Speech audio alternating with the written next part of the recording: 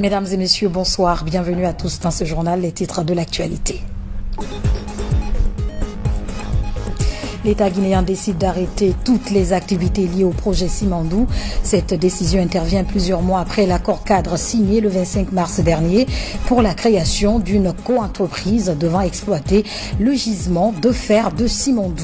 À 246 ans d'indépendance, de souveraineté, de démocratie, les États-Unis d'Amérique célèbrent ce 4 juillet les pères fondateurs de l'indépendance américaine. À Conakry, cette date est commémorée dans un réceptif hôtelier de la place. Une forte pluie s'abat sur Conakry et ses périphéries. Depuis la nuit dernière, elle n'est pas sans conséquences car plusieurs quartiers de la ville sont inondés et des familles envahies par des eaux usées. C'est tout pour les titres.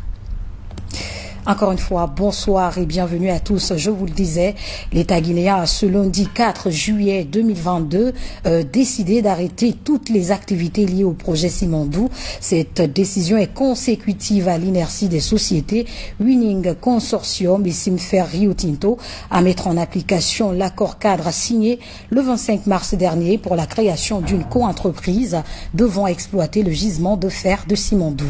Ansouman Toumani Kamara, explication. Au petit matin du 25 mars dernier, ces images d'échange de documents concluaient plusieurs mois de négociations entre l'État guinéen et deux sociétés impliquées dans l'exploitation du gisement de fer de Simandou. Un accord cadre est signé, une nouvelle page plus avantageuse pour la Guinée s'ouvrait dans l'exploitation du plus important gisement de fer d'Afrique. Le nouveau contrat opte pour la co-entreprise et concède à la Guinée 15% du chemin de fer et du port minéralier ainsi que 15 autres des minéraux. Cet accord cadre de 35 ans prévoit un investissement de 15 milliards de dollars par les deux sociétés, Winning Consortium et Simfer Rio Tinto. Dans l'accord cadre du 25 mars 2022, Winning Consortium et Rio Tinto se sont engagés à finaliser toutes les infrastructures en décembre 2024 et démarrer la production commerciale du gisement de fer en mars 2025. 60 jours après la signature de l'accord cadre, une co-entreprise devrait voir le jour, mais en vain. Et cela malgré de larges concessions de l'État et d'autres facilités créées. Le gouvernement se voit alors dans l'obligation de prendre ses responsabilités. En tant que ministre des Mines, j'ai donné un délai supplémentaire de 10 jours. Cela est passé. Ensuite, les deux opérateurs ont été invités au palais présidentiel pour des discussions encore, au cours duquel le comité stratégique, sous le leadership du président de la République, a donné un délai supplémentaire de 14 jours. Malheureusement, force est de constater que malgré la provision du code minier qui donne à l'État guinéen de détenir 15% dans tous les projets miniers, avec la possibilité d'acheter 20% supplémentaires pour un total de 35%, c'est spécifié dans le code minier ici.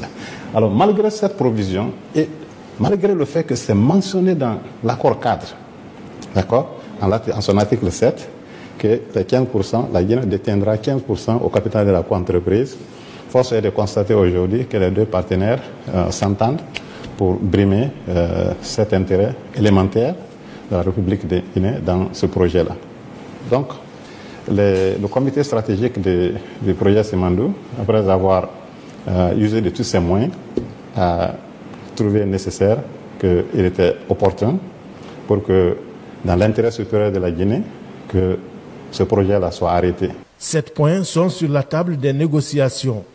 Cependant, les 15% de participation de la Guinée au capital de la co-entreprise constituent la pierre d'achoppement entre les trois partenaires.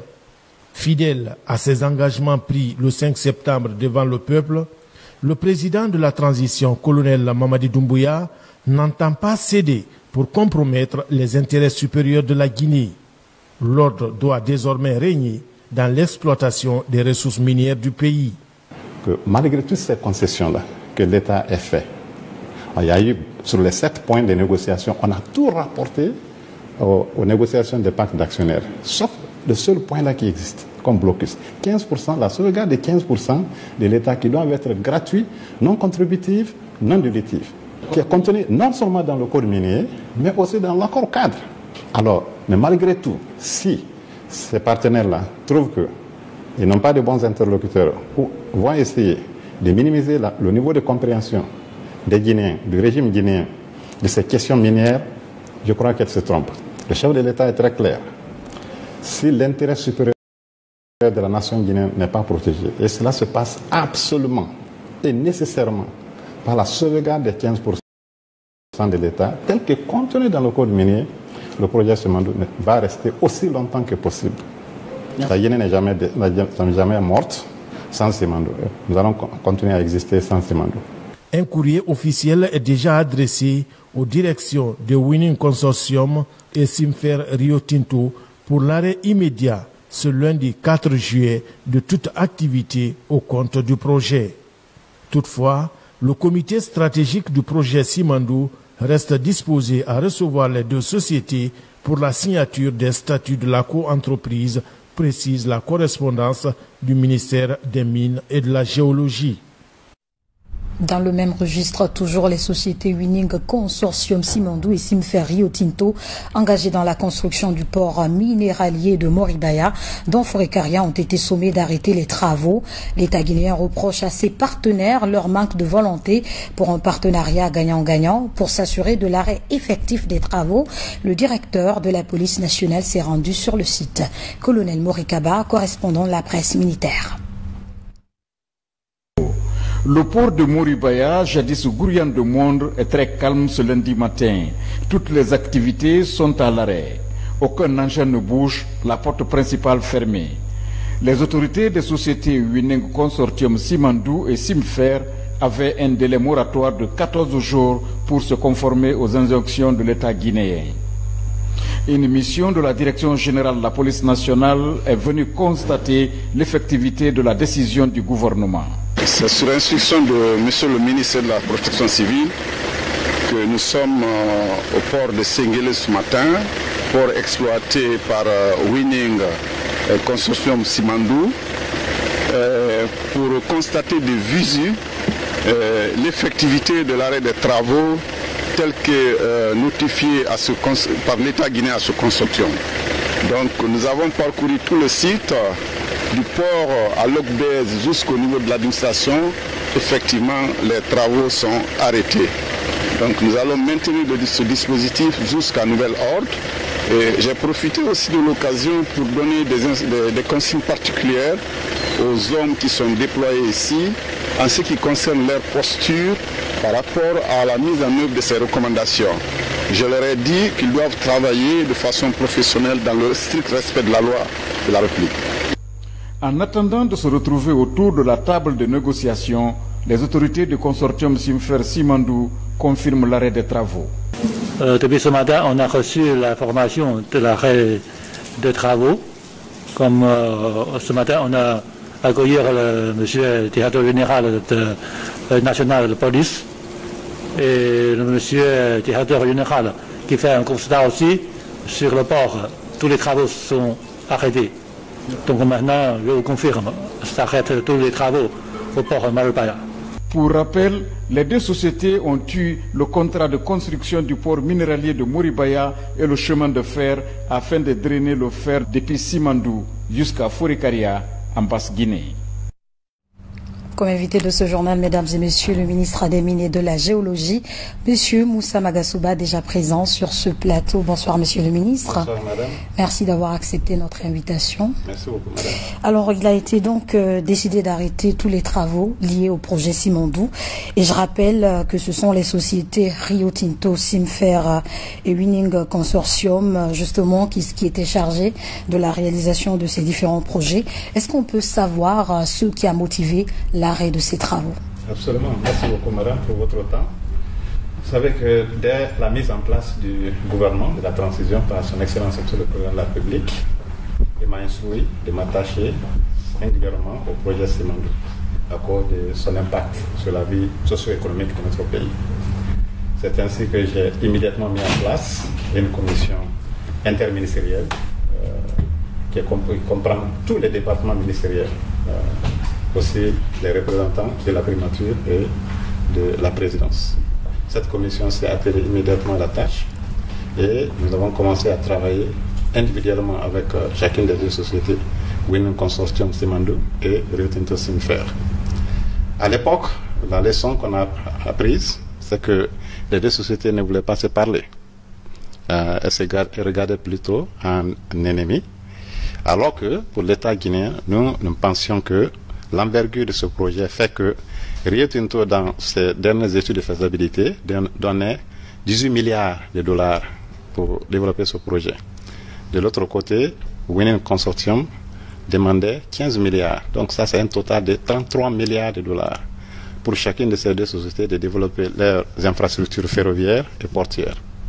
Alors nous avons vu que ce n'était pas possible. Il faut être réalistique, il faut être pragmatique. Et le chef de l'État a mis l'homme qu'il faut à la place qu'il faut dans ce gouvernement. C'est pourquoi nous, étant spécialistes des mines, et c'est des choses qu'on a fait sur les autres continents, et le chef de l'État a demandé qu'il faut mettre les deux sociétés ensemble pour un co-investissement et un co-développement des infrastructures ferroviaires et portuaires. C'est ce qu'on fait. Les discussions ont évolué, cependant les sociétés n'ont toujours pas accepté de se parler l'une à l'autre. C'est ainsi que le 7 décembre dernier, 2021, le chef de l'État a décidé d'inviter ces deux sociétés, leurs dirigeants, les PDG eux-mêmes, pour leur parler. Il leur a donné jusqu'au 1er janvier de cette année de venir à lui avec un plan concret de développement, de co-développement et de co-investissement dans ces infrastructures ferroviaires et portuaires. Cette date butoir n'a pas été respectée. Ensuite, ils ont dit 1er février. L'autre date aussi n'a pas été respectée. C'est la suite de ça que le chef de l'État lui-même a dit que je m'implique personnellement dans le projet Simandou à cause de son impact sur la vie de notre nation. Et c'est à ce moment-là qu'il nous a demandé de négocier directement au palais présidentiel avec les deux partenaires. C'est ce qui fut fait et un 25 mars dernier, vous avez vu l'accord cadre qui est né. Alors, l'accord cadre-là donnait 60 jours à ces deux sociétés de travailler avec l'État guinéen pour créer une co-entreprise qui devrait développer ce projet. La date butoir de ces 60 jours, c'était pour un 24 mai. La date là n'a pas été respectée. Et en tant que ministre des Mines, j'ai ajouté 10 jours supplémentaires pour la création de la co-entreprise. La date là aussi n'a pas été respectée. Et en pleine immersion à l'intérieur du pays, avec les autres membres du gouvernement, le chef de l'État m'a demandé d'inviter encore pour une dernière fois les deux PDG. Ce que j'ai fait, et avec le comité stratégique que le chef de l'État a mis déjà en place, et qui est dirigé par le ministre directeur du cabinet, Yiba Diakité. Alors, ce comité stratégique, sous le leadership du président de la République, s'est réuni avec les dirigeants du Winning Consortium et de Rio Tinto Simfer récemment. Alors, on leur a donné 14 jours supplémentaires. Et retenez une chose ici qui est extrêmement importante. Nous comprenons la complexité de la création d'une co-entreprise. Une co-entreprise, pour sa création, est difficile et complexe. Donc, normalement, la procédure, c'est quoi? C'est le pacte d'actionnaires, ensuite, les statuts. Cette fois-ci, l'État a reversé la situation comme les statuts sont beaucoup plus faciles. Commençons par ça. Et on a donné 8 mois aux deux partenaires de négocier le pacte d'actionnaires avec toutes les conditions suspensives. Mais ces statuts-là, qui, dans le code minier, aussi bien dans l'accord cadre, la République de Guinée a droit à 15% de ce projet-là, sa participation-là est non contributive et c'est pas diluable, on l'appelle non dilutif, et c'est gratuit, et free de toute charge durant la vie du projet. Alors, nous avons vu que, malgré que cela soit signé dans l'accord cadre, durant ces récentes négociations, les deux partenaires veulent nier ça. Donc, vous voyez déjà... Bien que ce soit écrit. Bien que ça soit écrit et dans le code minier et dans l'accord cadre. La République de Guinée a droit à 15% dans tout projet minier, avec la possibilité d'acheter 20% extra, cette fois-ci, contribution de l'État, pour un total de 35%. Voilà ce que la loi guinéenne a dit, promulguée par l'Assemblée nationale de la République de Guinée. Alors, c'est une surprise que ces deux partenaires, récemment, ont décidé de faire table rase de cette provision. Alors, le chef de l'État, il a dit que si le projet Simandou devrait se réaliser, sous son leadership, il ne va jamais brader les ressources de notre pays. Il a fait allusion à ses prédécesseurs, le président Fiamel Sékou Touré, paix à son âme, le président général Lansana Conté, paix à son âme, le président Moussa Dadis Camara, le président général Sekouba Konaté, aucun de ces présidents-là n'a essayé de brader ses ressources naturelles. Alors, avec le professeur Alpha Condé, ils ont essayé, et Dieu merci, le 5 septembre, la situation a changé. La Guinée a toujours ses ressources au niveau de Simandou. Le chef de l'État a été très clair. Il dit que les ressources de Simandou sont là et ont toujours été là. On est indépendant depuis 1958. Oui. Si nous devons développer ces jugements-là, ça doit être dans l'intérêt supérieur de la nation guinéenne, oui. du citoyen guinéen de Sansalé, derrière Boké, du citoyen guinéen de Lebekere, qui est derrière Mali Yambérin, du citoyen guinéen de Bakouré, qui est derrière Lola. Ces citoyens-là, leur intérêt doit être protégé. Si tel n'est pas le cas, nous ne voulons pas prendre la responsabilité historique et morale qu'un jour que nos enfants nous posent la question, papa, qu'est-ce que vous avez fait de Simandou? Oui. Voilà ce que le chef de l'État a dit. Simandou va rester aussi longtemps que possible si l'intérêt de la Guinée n'est pas garanti. Cependant, si vous me permettez, oui, allez-y. La porte reste toujours ouverte à ces deux partenaires de revenir à de meilleurs sentiments et de signer le statut et qu'ensemble, qu'on puisse commencer la négociation du pacte d'actionnaires, qui est l'élément le plus fondamental dans la création d'une entreprise. Ce qui reste clair, Simandou va être développé avec ou sans Rio Tinto et Winen. Des sociétés responsables, suffisamment riches et capables, financièrement et techniquement, sont à l'attente. Et la population guinéenne doit être rassurée que Simandou, à travers lequel le développement socio-économique de la Guinée doit se passer, va être une réalité dans les années qui suivent. Oui, parce que pour rappel et tout, la population guinéenne avait vraiment bien accueilli la signature d'un accord cadre entre l'État guinéen et ces deux sociétés. D'abord, quelles étaient précisément les spécificités de cet accord par rapport aux précédents accords que l'État guinéen avait déjà signés de par le passé? Alors, je vais donc commencer par les 15%, dont est la question maintenant. La Guinée va avoir 15%. Dans les infrastructures. Nous n'allons pas accepter d'avoir 0%. Parce que le projet est un projet intégré à trois composantes majeures. Il y a les mines, il y a les infrastructures ferroviaires, il y a les infrastructures portuaires. La Guinée détiendra 15% dans ce projet intégré, d'une manière ou d'une autre, et ça, ce n'est pas négociable avec n'importe quel opérateur. Ces 15%-là seront acquis et sont déjà acquis par les lois guinéennes. Ça, c'est un. Deuxièmement, nous avons dit que ces infrastructures-là vont être multi-usages. Ça ne va pas être seulement pour les minerais, pour drainer les minerais. La Guinée, c'est long de 670 km entre la Guinée forestière et Moribaya, Forikaria.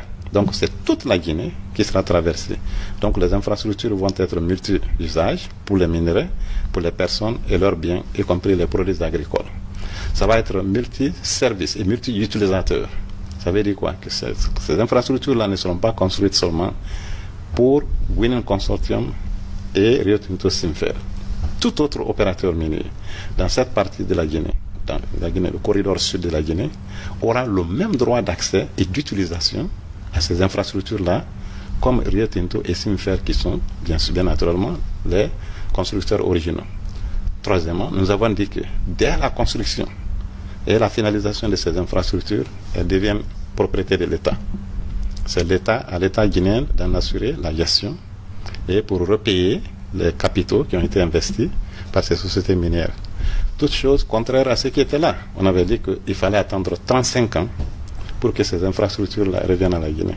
Et je peux vous dire que par expérience, les rails, 35 ans après l'utilisation, ne deviennent que des pourritures. Oui. Alors la République de Guinée serait obligée de reprendre les investissements. Cette fois-ci, on ne parlera pas d'une histoire de 15 milliards. On va parler de près de 45-50 milliards de dollars.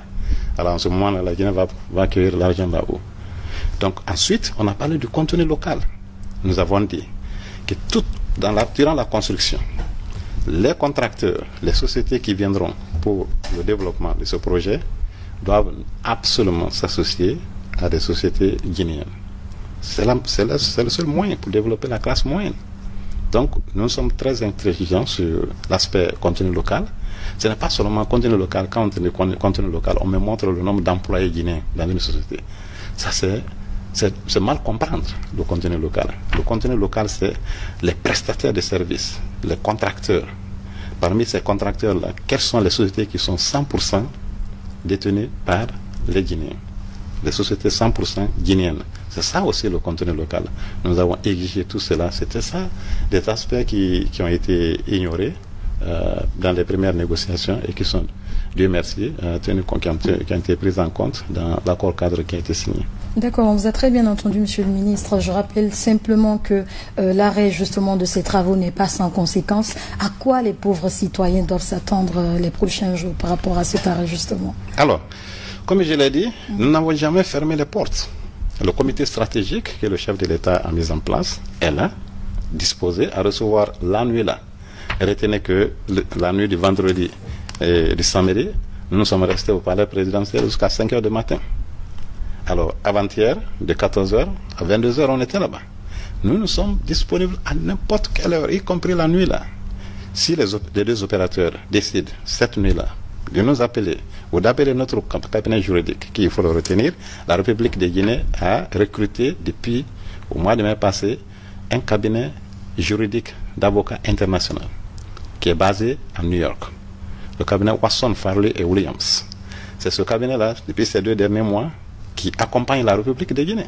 Nous ne voulons prendre aucun risque cette fois-ci.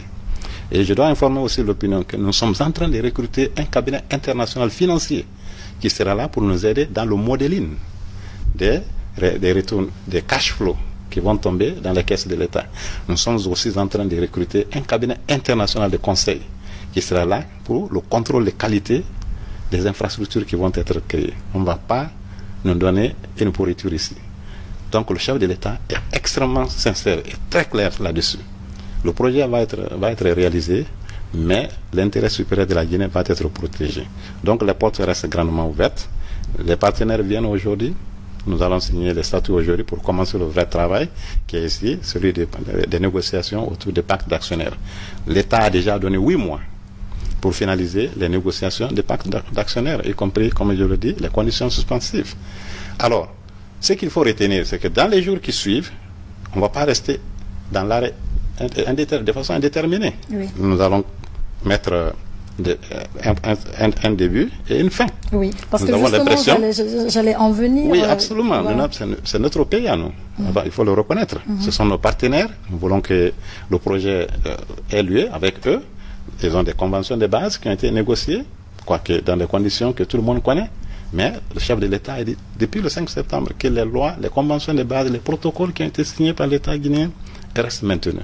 Et nous sommes dans cette dynamique-là. Nous ne sommes pas venus ici pour changer des lois. Donc ça veut dire en fait que ce projet peut être sauvé. Ce projet doit être sauvé et sera sauvé. Ça ne fait aucun doute. Donc si les partenaires venaient aujourd'hui, on va signer ces statuts aujourd'hui et dès demain matin commencer les négociations. Comme nous, on n'a pas de repos. Mais est-ce qu'il y a un délai qui leur est donné? C'est ce que je vous dis, que dans les jours qui suivent là, nous, comité stratégique, nous allons envoyer à nos partenaires qu'on a jusqu'à X pour finaliser cela, où l'État sera contraint de prendre ses responsabilités. Oui. Parce que le projet Simandou, il faut que ça aille et ça doit aller dans l'intérêt supérieur des Guinéens. Voilà, alors il y a tellement de choses qu'on peut apprendre de vous aujourd'hui sur ce plateau, mais malheureusement c'est spécial. Peut-être que les prochains jours, on va vous recevoir dans une de nos émissions ici pour pouvoir en débattre largement. En tout cas, nous vous remercions d'être venu sur ce plateau, Monsieur le Ministre. Merci beaucoup, Madame. Merci pour le temps. Nous poursuivons cette édition, mois après l'immersion gouvernementale à l'intérieur du pays. L'heure est au compte rendu. Ce lundi, les ministres des Transports et de la Santé ont expliqué à la presse le manquement constaté à l'intérieur du pays en rapport avec leurs ministères respectifs. Plusieurs défis, selon eux, restent encore à relever. Aboubacar Junior Camara. Les conférences de presse sur les comptes rendus de l'immersion gouvernementale à l'intérieur du pays se poursuivent. Conjointement, les ministres des Infrastructures et des Transports et celui de la Santé étaient devant les médias ce lundi. Le tableau de bord du réseau routier exposé, les routes nationales, préfectorales et urbaines, rien n'est occulté des priorités du gouvernement. Les routes dans un état de dégradation très avancé. Les infrastructures sont des fois inexistantes ou bien quand elles sont là, elles sont très dégradées. C'est un constat que nous avons fait. L'un des plus grands projets routiers en cours d'exécution dans le pays est la route nationale numéro 1 Koya-Dabola. Le ministre est largement revenu sur ce projet d'accord cadre avec la Chine sous les 20 milliards de dollars. Il y a eu des progrès entre ici et Zéro-Corée, il convient de le noter. Il faut parler également des aspects positifs de ce que nous on a fait depuis la rectification institutionnelle le 5 septembre. c'est que la route Koya-Mamou, il y a eu des progrès. L'état d'avancement est bon. Des points critiques entre Mamou et Farana en allant sur Zérékoré, mais nous avons posté 2 entreprises là-bas de façon à ce qu'elles travaillent pour ne pas que la route soit coupée pendant la saison des pluies. Kisidibou, Gekedou, c'est bon. Gekedou, même le bitumage, la voirie a commencé. Donc ça, c'est un motif de satisfaction. La société qui est à Gekedou a commencé les travaux de bitumage de la ville, qui sont très avancés. Quant au ministre de la Santé, le diagnostic sur la santé nationale est exposé. Le ministre a passé de la santé maternelle à la santé communautaire, en passant par les médicaments et la gestion des structures sanitaires. Rien n'est laissé de côté.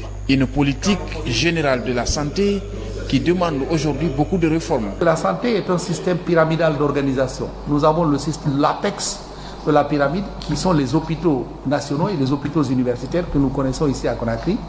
Nous avons le 2e niveau qui est l'hôpital régional et nous avons le 3e niveau qui est l'hôpital préfectoral et en dessous les centres de santé améliorés, les centres de santé, les postes de santé. Cette structure pyramidale nous permet, avec quelques déficits ça et là, d'avoir quand même un personnel et des structures qui font un maillage complet du territoire national. C'est un avantage que nous avons et nous essayons de le mettre en pratique pour pouvoir faire avancer les programmes de santé. Mais derrière cette toile de fond qui semble positive, il y a quand même énormément de défis. Et parmi les défis, nous avons trouvé dans la plupart des préfectures que nous avons visitées, quand même une infrastructure de santé qui est dans la majorité un peu vieillissante. L'immersion gouvernementale a été une opportunité pour le gouvernement Mohamed Biavougui de toucher du doigt la réalité des problèmes qui assaillent la société guinéenne. Et puis ce message départ de la présidence de la République de Guinée à son Excellence Monsieur Joe Biden, président des États-Unis d'Amérique. Excellence Monsieur le Président, la commémoration du 246e anniversaire de votre pays est une occasion opportune de vous adresser les très chaleureuses félicitations du peuple de Guinée, de son gouvernement ainsi que les miennes propres. En cette heureuse circonstance, je voudrais saluer l'excellence des relations d'amitié et de coopération qu'entretiennent les États-Unis d'Amérique et la République de Guinée et vous donner l'assurance de ma totale disponibilité à contribuer à leur diversification et à leur approfondissement.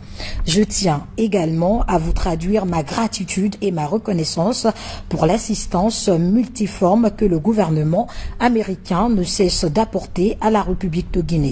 En vous transmettant mes vœux de bonheur, de prospérité et de pleine réussite dans votre lourde et exaltante fonction, je vous prie de recevoir, Excellence Monsieur le Président, l'expression de ma haute considération. Conakry le 4 juillet 2022, signé le colonel Mamadi Doumbouya, président du CNRD, président de la transition, chef de l'État, chef suprême des armées. Récemment, au ministère de l'Enseignement technique et de la formation professionnelle, une convention a été signée avec des partenaires français pour la formation des formateurs dans la filière pâtisserie, boulangerie. Ces partenaires ont par la suite visité l'école régionale des arts et métiers de Bouquet. Là-bas, ils ont apprécié la qualité des installations et la vision des autorités actuelles. Kerno Ousmane Diallo pour ce compte rendu. Bâti sur 6 hectares, l'école régionale des arts et métiers de Bouquet est l'un des bijoux de la région en matière de formation technique et professionnelle. Avec ses équipements modernes, 7 ERAM ainsi que les 5 autres à travers le pays peinent à déployer tout leur potentiel en raison parfois d'un manque de formateurs. Dans la filière pâtisserie-boulangerie, l'expertise française va accompagner le ministère qui vient de signer un partenariat avec Fournil du groupe Occipin France pour la formation des formateurs. Je viens avec mes partenaires Guillaume Molly, d'accord, qui est à la tête d'une grande entreprise dans la boulangerie-pâtisserie française, qui est de la 3e génération de cette famille boulanger-pâtissier, donc qui nous accompagne aujourd'hui dans ce projet, qu'on vient éventuellement apporter un appui technique, surtout transfert savoir-faire français en Guinée. Il fort de notre expérience donc de génération de boulangers et de la technique de boulangerie française, on espère donc amener notre soutien, que ce soit pour les apprenants, le soutien technique et notre savoir-faire et tout ce qui va être le côté consulting pour amener cette dynamique donc en Guinée, notamment aux ERAM, ce que le gouvernement donc est en train de mettre en place. On visité les installations de l'ERAM de Bokeh aux partenaires français. Le ministre de l'enseignement technique et de la formation professionnelle rappelle à chaque étape la vision du chef de l'État en matière de développement de la formation professionnelle. Une vision qui prend pleinement en compte les ERAM. Aujourd'hui, nous sommes là pour visiter les capacités de cuisine des ERAM qui sont d'une grande capacité et qui peuvent à la fois servir les apprenants des ERAM mais aussi participer aux événements qui se passeront dans la région de Bokeh. Nous avons des partenaires français avec lesquels nous avons signé des conventions de formation de formateurs, mais aussi ces ERAM vont servir d'endroit où on va faire de la pratique pendant ces formations-là. À l'ouverture des classes prochaines, les 6 ERAM construites à travers le pays devraient être en mesure d'offrir plus d'opportunités de formation en démarrant des filières non encore ouvertes au public. Le ministère de l'enseignement technique veut aller vite dans l'exploitation du potentiel des ERAM au profit des jeunes et compte multiplier les partenariats selon les compétences dans les offres de formation. Suite des opérations de recensement national de l'agriculture et de l'élevage, l'objectif est de combler le déficit de statistiques pour mieux orienter les actions de promotion rurale. C'est du moins ce que nous rapporte Fodé Camara, notre spécialiste des questions agricoles. Pour la continuité de la première phase du recensement national de l'agriculture et de l'élevage, en 25 jours de collecte, 449 agents recenseurs et chefs d'équipe vont sillonner les périmètres agricoles. Après le gel des financements, ces opérations de recensement sont relancées grâce au soutien des autorités. Sans la statistique, il n'y a pas de développement. C'est la colonne vertébrale de tout développement. Et l'agriculture, surtout au niveau de la statistique, c'est les yeux, les pieds de l'agriculture. Et nous remercions beaucoup le gouvernement guinéen, nous remercions le président de la République. Simultanément, à Bokeh, Labé, Kankan, Zérékoré et ici à Kindia, l'Agence nationale des statistiques agricoles et alimentaires engage un vaste programme de revue des connaissances des agents recenseurs.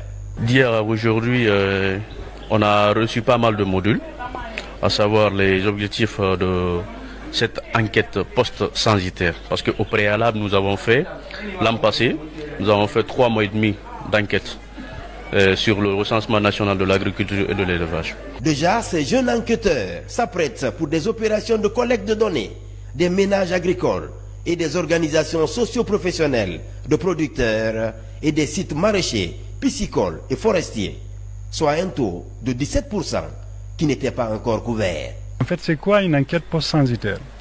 C'est une enquête qui vient en complément à une première phase d'enquête qui a été réalisée, mais dont l'objectif est, premièrement, de permettre de couvrir des zones qui n'avaient pas été couvertes lors de la première phase de collecte, mais également de tester la qualité des données qui ont été déjà collectées.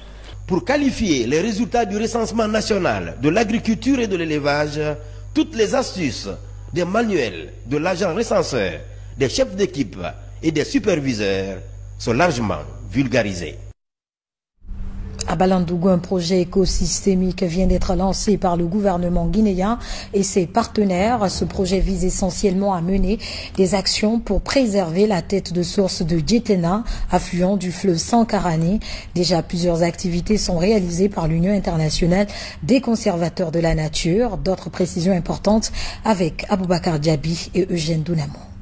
En Guinée, malgré les efforts fournis par l'État guinéen et ses partenaires dans la conservation de la nature, les forêts et les têtes de source restent toujours confrontées à d'énormes menaces de disparition. Pour changer la donne, un plan de gestion communautaire essentiellement axé sur la mise en défense des forêts est élaboré. Dans la savane guinéenne, ce projet environnemental cible la tête de source de Djetena. La stratégie d'abord c'est la mobilisation sociale parce que dès que les communautés il faut qu'ils prennent conscience pourquoi on doit protéger l'environnement et quels sont les bénéfices de l'environnement pour eux. Donc il fallait d'abord cette action de sensibilisation mais aussi mettre en place cet outil de planification qui est le plan de gestion. Ici, sur le site de la forêt de la tête de source de Guéténé, les activités sont menées par la direction préfectorale de l'environnement de la zone. Il s'agit de la mise en place des pépinières et de la ceinturation qui composent le périmètre de la forêt de Guéténé. Quand nous parlons déjà de la forêt de Guéténé, j'espère très bien que c'est une forêt qui mérite d'être protégée. Vu son enrichissement en faune et en flore, vu son immensité sur le plan national et international, nous devrons accompagner ces projets à protéger réellement la forêt de Guéténé dans toutes ses formes. À travers ce projet écosystémique et économique, ces acteurs comptent sauver la faune et la flore tout au long de cet affluent du fleuve Sankarani. On a un comité de gestion en place et aujourd'hui, vraiment, grâce à l'appui du partenaire l'UICN, ce comité a pas bénéficié d'une formation, non seulement la gestion sur cette forêt communautaire, mais aussi également ils ont appris des techniques sur vraiment les cultures maraîchères. Déjà, les agents conservateurs de la nature ont été constitués. Ils mèneront des activités coordonnées et intégrées tout au long de cette tête de source de Guéténé pour sauver l'écosystème en Guinée.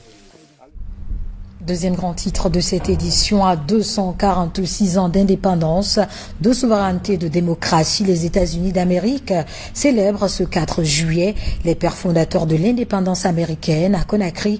Cette date est commémorée dans un réceptif hôtelier de la place. Le diplomate américain accrédité en Guinée est revenu sur l'historique du 4 juillet. Safiatou Kondé commente les images de Adama Traoré. Regardez. Dans tous les États du continent américain et dans le reste du monde, le peuple américain se rassemble pour se souvenir de l'héritage des fondateurs qui ont tracé un nouveau chemin. Un chemin vers un monde plus libre et démocratique. Le 4 juillet, ou encore Independence Day, est l'occasion de fêtes et de cérémonies célébrant l'histoire du pays, son gouvernement et ses traditions. En Guinée, à travers l'ambassade, cette date est commémorée dans la plus grande fraternité. Le jour de l'indépendance, c'est pour construire un nouveau pays. J'avais un point pour tous les Guinéens, c'est la paix et l'avenir pour la Guinée. Nous devons briser le cycle de violence et quand chaque Guinéen peut choisir la paix, nous avons le meilleur avenir. En ce 246e anniversaire de l'indépendance des États-Unis, le gouvernement guinéen conduit par le Premier ministre a rappelé l'avantage des relations qui lient nos deux pays depuis notre indépendance. Je saisis cette opportunité pour traduire toute la gratitude du peuple de Guinée à l'endroit du peuple américain et de son gouvernement suite à ses apports inestimables pour la réalisation d'infrastructures scolaires, la formation des cadres civils et militaires, mais surtout l'assistance du gouvernement américain à la Guinée dans la lutte contre la Covid-19. Je vous rassure de la disponibilité des autorités guinéennes à renforcer avec les autorités américaines la coopération et multilatérale. Ce 4 juillet, aux États-Unis, il se déroule des défilés, des feux d'artifice, des barbecues, des pique-niques, des matchs de baseball, entre autres. Le 4 juillet est l'un des seuls jours de l'année où les magasins sont fermés aux États-Unis. Hajj 2022, les pèlerins guinéens sont à présent à la Mecque pour des prières intenses. Ils mettent ce moment à profit pour invoquer le Tout-Puissant afin de préserver la paix et la quiétude sociale en Guinée. Le secrétaire général des affaires religieuses en séjour en Arabie Saoudite a d'ailleurs rendu visite aux pèlerins. Ibrahima Khalil Diakité et Soriba Bangora sont nos envoyés spéciaux. C'est dans la foi que les fidèles pèlerins guinéens accomplissent le Hajj. Ces fidèles musulmans, munis de leur chapelet, ont invoqué le Tout-Puissant avec des demandes de prière pour la paix et la quiétude sociale. Cela afin de favoriser le vivre ensemble des Guinéens en cette période de transition. Mieux, le processus de la refondation institutionnelle entamé par les nouvelles autorités. Le pèlerinage, ça se passe bien. Dieu fait qu'on a prié le vendredi à la Mecque. Ce matin, on est parti à la Kaaba, on a fait le Tawaf, on a fait Safa et Marwa. Maintenant, on est revenu. Donc, c'est pour dire à tout le monde que le pèlerinage, ça se passe bien à la Mecque. Dieu merci, on demande à Dieu qu'il nous facilite les tâches qu'il nous aide à finir dans de bonnes conditions le pèlerinage. Le parcours Médine-Maka est une étape fondamentale pour tout pèlerin. Une étape qui obéit à un rituel dont le point de départ est la mosquée de Mika, située à 12 km de Médine. C'est en cet endroit qu'a lieu l'Iram, la formulation de l'intention appelée la sacralisation, moment où les pèlerins se couvrent d'étoffes blanches. Vraiment, je suis content. On a fait une première étape. On a fait Médine. On a visité la grande mosquée de Médine. On a visité la tombe du prophète. Paix et salut sur lui. Tous les sites touristiques. Aujourd'hui, nous sommes à Maka. Nous avons fait les premiers rituels. Après plus de 400 km, les pèlerins guinéens arrivent à la Mecque. Une étape marquée par les premiers actes d'incidence religieuse. Le tawaf, appelé 7 fois de tour de la Kaaba, et les rituels de 7 fois de Safa et Marwa. Après Médine et la Mecque, les pèlerins guinéens devraient se préparer pour le second voyage de Mina et Arafat pour la montée, appelé encore jour du pèlerinage. Pour s'assurer du bon déroulement du pèlerinage, le secrétaire général en séjour en Arabie Saoudite a rendu visite aux pèlerins. A précisé que cet élément a été rendu en studio par Abraham Christophe Conté. Direction la ville Carrefour où séjourne en ce moment l'équipe du Fonds de développement social et de l'indigence. Elle est allée sensibiliser les administrateurs territoriaux sur le ciblage des ménages indigents pour le prochain registre social unifié. Cette initiative présidentielle vise à réduire la pauvreté en Guinée. Alpha Isiagaba, reportage. À Mamou, l'équipe du Fonds de développement social et de l'indigence est à la rencontre des autorités administratives. Ici, comme Pita et Dalaba, tous les sous-préfets et chefs de district sont sensibilisés sur le ciblage des ménages indigents pour le registre social unifié. Pour la meilleure redistribution de la richesse et allant dans le sens de la protection sociale dans notre pays, à travers le CNRD, l'idée, c'est de lancer le registre social unifié, qui est un outil robuste qui va clairement, en fin de processus, nous indiquer le nombre de pauvres que nous avons en Guinée, qui sont-ils, quel est leur nom, ils habitent où, quel est leur numéro de téléphone, et ils auront en fin de compte leur carte biométrique. La sensibilisation sur le ciblage des ménages indigents pour un registre social unifié est une initiative du gouvernement de la transition pilotée par le service humanitaire, le Fonds de développement social et de l'indigence. Le service humanitaire entend toucher toutes les localités du pays. La richesse est bien accumulée, mais la pauvreté, c'est un paradoxe. La pauvreté n'a fait qu'augmenter. Et alors c'est pour rectifier le tir que le gouvernement, avec le leadership du président de la République, le colonel Mamadi Doumbouya, ça va ramener vraiment cette richesse au niveau de la population, de la couche la plus déshéritée. Après le centre-ville de Mamou, l'équipe du Fonds de développement social et de l'indigence va se rendre dans d'autres préfectures de la région des Zérékoré. Et puis une forte pluie s'abat sur Conakry et ses périphéries depuis ce dimanche. Elle n'est pas sans conséquences car plusieurs quartiers de la ville sont inondés. Des familles désespérées en attendant toute aide de l'État à travers l'Agence nationale de gestion des urgences et catastrophes. Les citoyens sont appelés au calme et à la prudence. Tabansila, Boubacar Sidiki Souma. Les habitants de Conakry et périphérie se sont réveillés ce lundi sous une forte pluie. Par endroits, elle a causé pas mal de dégâts dans les familles.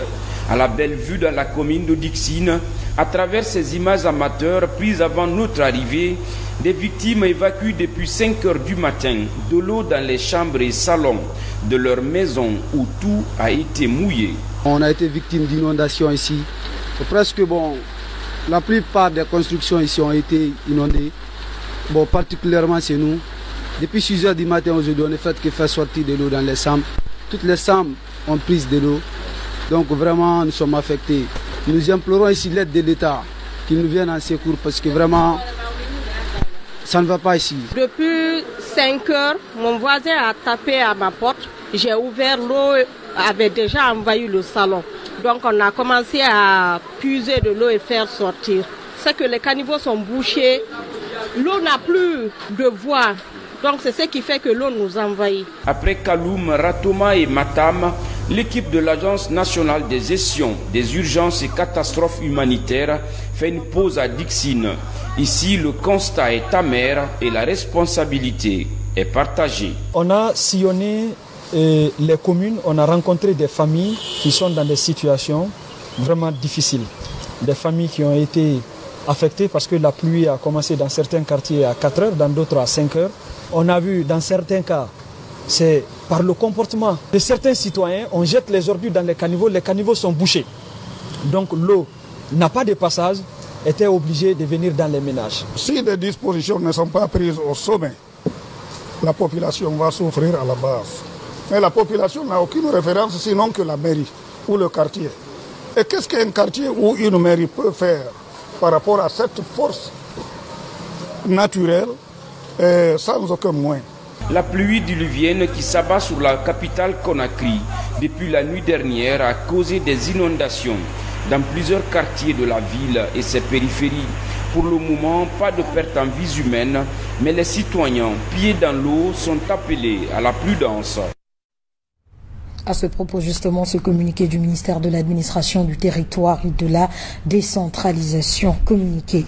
Chers concitoyens, mesdames et messieurs, la ville de Conakry et ses environs enregistrent depuis la nuit du 3 juillet 2022 à maintenant une pluie diluvienne qui a entraîné d'énormes dégâts matériels, dont entre autres des maisons englouties, des biens matériels emportés, des routes bloquées, etc. Pour l'heure, aucune perte en vies humaines n'est signalée, mais l'Agence nationale de gestion des urgences et catastrophes humanitaires reste vigilante sur l'évolution de la situation. Le gouvernement reste préoccupé par cette situation dont la cause est non seulement naturelle, mais aussi en lien avec les effets des hommes sur leur environnement immédiat à travers l'occupation anarchique des domaines publics et l'obstruction des passages d'eau par des encombrants de toute nature. Au regard des multiples dégâts causés, le gouvernement, à travers le ministère de l'Administration du Territoire et de la Décentralisation, exprime aux familles victimes sa profonde compassion et invite tous les citoyens au civisme et à la prudence.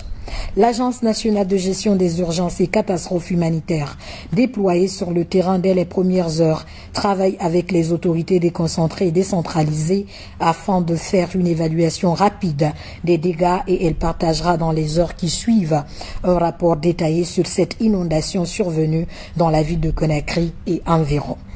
Afin de vous protéger et protéger vos proches, il est respectueusement demandé à chacun et à tous d'observer les mesures ci-après. En cas d'inondation de votre maison, coupez immédiatement le courant électrique à travers les disjoncteurs. Limitez au strict nécessaire les déplacements des enfants et des personnes portant un handicap. En cas de nécessité, appelez les services de secours de la protection civile au numéro vert 18. Signé Morikonde. L'actualité est tout de même marquée par ces journées portes ouvertes sur les droits de l'homme et des citoyens dans les régions de Mamou et Zérékoré. L'objectif est d'échanger avec les acteurs de la société civile, les élus locaux et les leaders d'opinion sur la mise en œuvre des recommandations issues des consultations et des assises nationales. Lancé Kamisoko, Mohamed Salih Oupaye, Mohamed Lamine Diallo. Pour renforcer la cohésion sociale en vue d'une transition réussie et apaisée, un plaidoyer pour la mise en œuvre des recommandations issues des consultations et des assises nationales est lancé dans les régions de Mamou et Zérékoré. Open Society Initiative for West Africa Guinée dirige les débats. La Guinée, pour un traitement en profondeur de son passé, a décidé de mener une réflexion afin de connaître les causes profondes de ces crises devenues récurrentes et trouver les modalités idoines de réconciliation de ses filles et fils. Donc, on doit respecter le changement de comportement. Ce qui se trouve dans ce document, pour la recommandation, il faut qu'on applique, et sur le pardon mutuel. L'objectif de ces journées portes ouvertes sur les droits de l'homme et du citoyen est d'échanger sur les modalités de cette mise en œuvre avec les acteurs de la société civile, les élus locaux ainsi que les leaders religieux. Vous savez, les assises nationales qui ont été organisées tout dernièrement Après le dépôt du rapport provisoire, il a été demandé à ce qu'on revoie et qu'on élargisse ces consultations à l'ensemble des Guinéens. Comme nous le savons, l'intérêt est que les Guinéens se pardonnent aujourd'hui, qu'on se réconcilie et qu'on se donne la main pour l'unité nationale et dans l'intérêt supérieur de tous les Guinéens. Au terme de ces journées de plaidoyer, les participants devraient être en mesure de jouer pleinement leur rôle afin de faciliter la mise en œuvre des recommandations faites lors des consultations nationales. C'est cet élément, mesdames et messieurs, qui met fin à ce journal. Grand merci à vous.